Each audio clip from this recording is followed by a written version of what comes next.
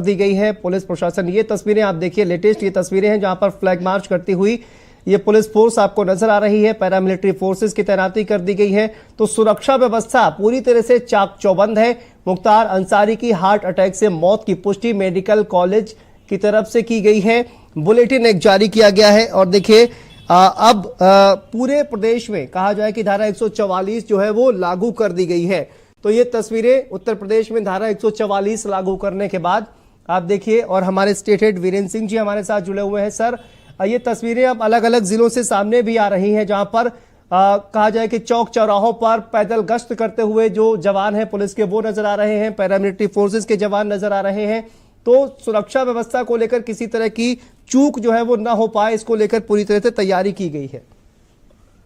बिल्कुल, देखिए मुख्तार अंसारी एक बहुत बड़े माफिया का नाम रहा है और अपराध जगत में मुख्तार अंसारी के नाम से लोग कांपते थे। कई दर्जन मुकदमे उनके ऊपर हैं, एक दो मुकदमे नहीं, कई दर्जन। तो ऐसे अपराधी की मौत के बाद क्या माहौल बनेगा, उसको लेकर पुलिस प्रशासन की अपनी तैयारियां होनी चाहिए और उसी दृष्टिकोण से ये काम चल रहा है पुलिस की निगरानी का। चूंकि चुनाव आयोग इस समय सक्रिय है, आचार संहिता है, तो सारी ताकत इस समय चुनाव आयोग के हाथ में है कि वो प्रशासनिक मशीनरी का कैसे इस्तेमाल करे। तो स्वाभाविक है कि उत्तर प्रदेश में डीजीपी और प्रमुख सचिव गृह वो इस समय चुनाव आयोग को सीधे रिपोर्ट कर रहे हैं। और मुख्तार अंसारी एक अपराध जगत का एक ऐसा नाम रहा है जिसको कभी हल्के में नहीं लिया गया।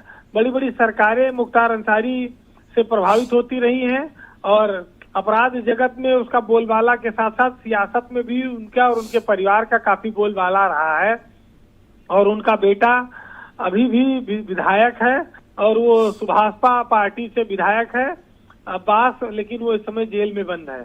अब ये देखिए उत्तर प्रदेश में आज का दिन जो है ये बहुत बड़ा है, क्योंकि मुख्तार जैसे माफिया का अंत इस तरह से होगा।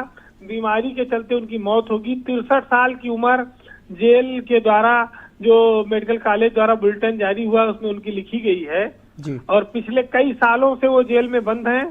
उनके ऊपर कई सारे मुकदमों में वो सजा पा चुके थे, यानी कि वो सिद्ध दोष बंदी हैं, सजा याफ्ता बंदी थे।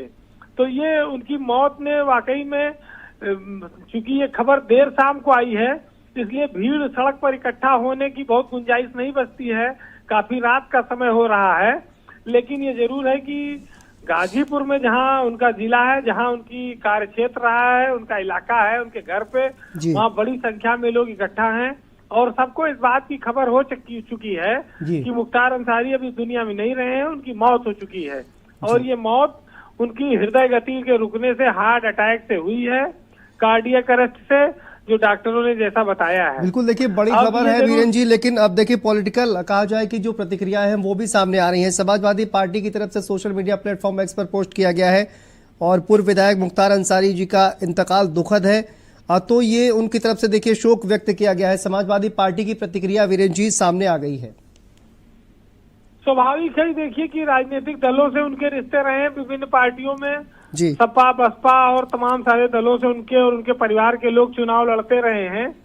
तो उनके निधन पर सबकी अपनी अलग अलग राय होगी, लेकिन मुख्तार अंसारी को उत्तर प्रदेश में कुख्यात माफिया के तौर पर जाना जाता रहा है और ये भी जाना जाता रहा है कि मुख्तार के नाम पर बड़े बड़े ठेके उठते थे, बड़े बड़े वसूलियां होती थी। कृष्णानंद राय का जब मर्डर हुआ तो पूरा उत्तर प्रदेश थर्रा गया था। दिन दहाड़े मशीन गन से उनको सैकड़ों गोलियों से छलनी कर दिया गया था और मुख्तार अंसारी का नाम उस समय बहुत प्रमुखता से आया था। तो वो जमाना था जो एक 20 साल पहले के करीब वो दहशत मुख्तार अंसारी की कायम हुई। वो दहशत चली आ रही थी। लखनऊ में जेलर हत्याकांड हो गया था, लखनऊ में जेलर की हत्या हुई थी। उस समय भी बहुत ज्यादा मुख्तार अंसारी का नाम आया था और वो जेल से तरह से साम्राज्य उनका चलता था। वो चाहे जहां रहे लेकिन जेल में उनका दरबार लगता रहा और उनका प्रभाव पिछले बीजेपी की सरकार के आने से पहले तक कायम था, भले वो जेल में थे। लेकिन जब से उत्तर प्रदेश में बीजेपी की सरकार आई, योगी आदित्यनाथ की सरकार आई, उसके बाद से मुख्तार अंसारी के दरबार घटा गया, उन पर कानून का शिकंजा कसता गया। उनके तमाम सारे जो गुर्गे थे वो गिरफ्तार होने लगे, सजा होने लगी। पुलिस मुठभेड़ में मारे गए। इसके अलावा जो अवैध संपत्तियां थी करोड़ों अरबों की, उन पर सीजर की कार्रवाई होने लगी, बुलडोजर चलाकर तोड़ा गया। लखनऊ में भी मुख्तार की कई संपत्तियों पर बुलडोजर चलाया गया और कानून लगातार उनको सजाएं देता रहा। तो आज मुख्तार अंसारी की मौत के साथ ही जो कई दर्जन मुकदमे हैं जिसमें वो आरोपी रहे हैं, उसका भी समापन हो गया है और उत्तर प्रदेश में लॉ एंड ऑर्डर की चुनौती ना खड़ी हो, कोई अराजकता या हंगामा ना पैदा होने पावे, इसको लेकर उत्तर प्रदेश के डीजीपी और प्रमुख सचिव गृह ने निर्देश जारी किए हैं। पुलिस लगाई जा रही है, पीएससी अर्धसैनिक बल का सहयोग भी लिया जा रहा है। तो ये निश्चित ही आज उत्तर प्रदेश के लिए एक बड़ी रात है और अभी इस रात को आने वाले 24 घंटे तक संभालना होगा, तब जाकर इस खबर के जो तूफान उठा है उसको कहीं प्रशासन थाम पाएगा। जी बहुत बहुत शुक्रिया आपका वीरेंद्र जी, इस तमाम जानकारी